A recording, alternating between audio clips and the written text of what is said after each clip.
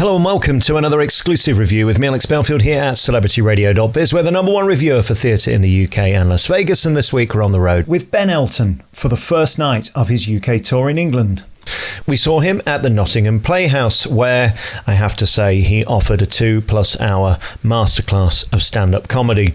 It's a show of two halves, really. There's lots of knob gags, cheap laughs and innuendos in the first half, talking about everything from Boris as Johnson to Weinstein and Wiener, from woke to wank, from finger blasting, farting to wanking. Yes, it's all in there in the first half. The second half, though, in fact, the last 5 minutes of the first act goes very dark and very deep. He ends the first act talking about ending life with dignity.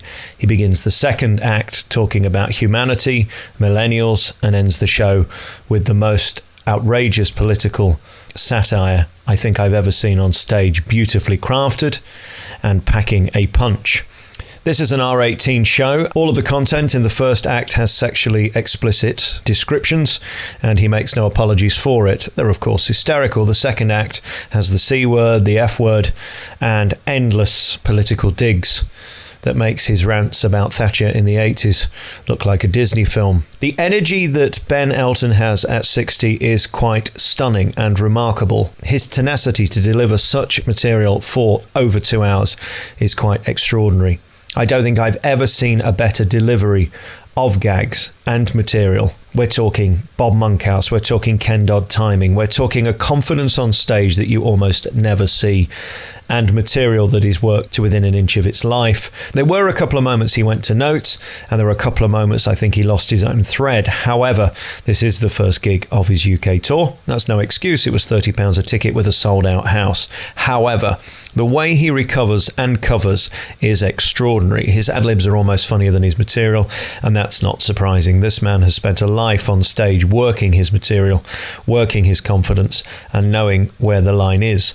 Brexit, although he doesn't talk about it in the show actually, is obviously the elephant in the room, wanting to know his opinion amidst Boris Johnson, Gove and David Cameron.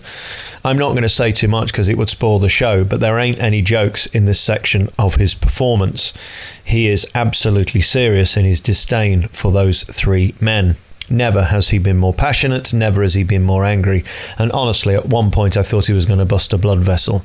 He tells a very interesting story about how a guy lost it in Grimsby, where he got out of his seat and called him the C word many times. He did not like his material, and that's how high passions are running over Brexit. And Ben ends the show by talking about the appalling toxic atmosphere that is pervading the UK in 2019, making the miners' strike look like a walk in the park. I'm making this sound more serious than it is, and in fact it is a serious show. It's more of a political wake-up call than it is a comedy show, although there are some laugh-out-loud gags. He also talks about trivial nonsense like mobile phones, Channel 4 sex shows like Naked Attraction, why kids like the music they do and they don't like Elvis anymore, and why we're all binary, aiming to be transgender, and all potentially ready to suck a cock. It is quite brilliant. He ticks every box in this show.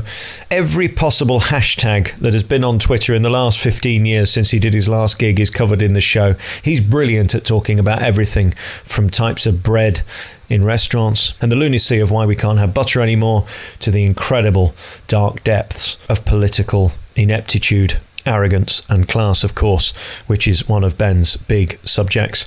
I can't say enough good things about this show.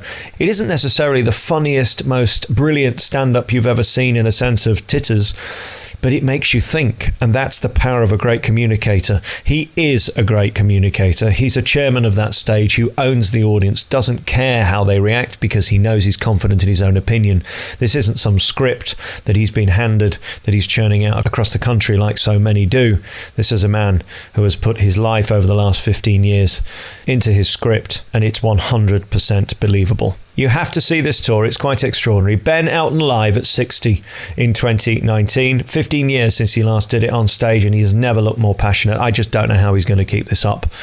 All the screaming, the shouting, the running around, the mincing. He makes Michael McIntyre look positively sedentary on a stage in comparison. Congratulations, Ben. A work of art, a masterclass of comedy, and he's on tour throughout 2019.